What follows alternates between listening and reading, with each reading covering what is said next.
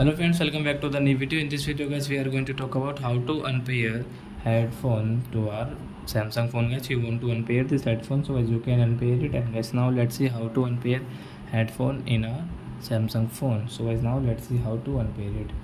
But before starting video friends, I want to tell you, if you're new in my channel and you're watching my video first time, so first of all go and subscribe my channel, click the bell icon and like my videos.